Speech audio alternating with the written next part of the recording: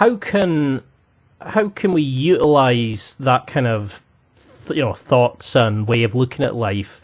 Say if you've got a job that you're in an office, you're not really being challenged, but you want to start becoming a man of adventure and learning these skills and developing yourself.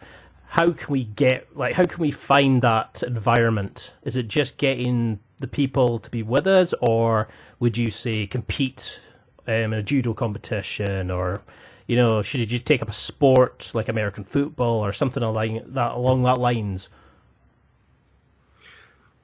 So first, I would address that not being challenged. So if someone's in a job and like, yeah, I'm not being challenged, I'd say, okay, great. So that means you've already earned, saved, and invested enough, like, for life. So that's an important one. People are sitting around with not enough savings, and the day is going to come where they can no longer work, and they're just not even paying attention. So when I hear like, hey, I'm not being challenged at work, I'm like, okay, great. So you've already saved like what, 5 million? Like, what are we, you know what I mean? Like, where are we? You're already there, right? So you gotta have it's a no joke game. It's very difficult to produce that much money. So that's my first thing.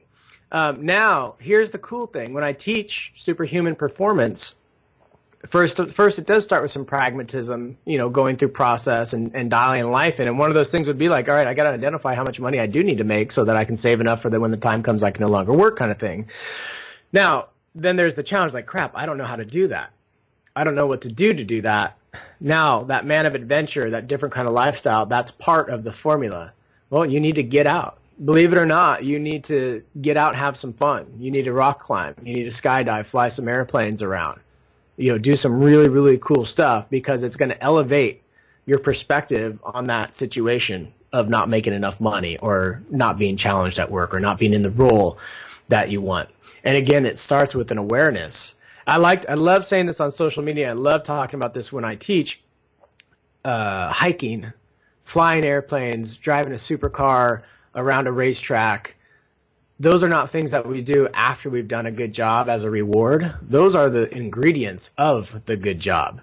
It's a complete paradigm shift. People don't reward themselves and travel and relax and go running and paddleboarding or surfing and sky, all those things. They do it like, a reward for doing a well-done job.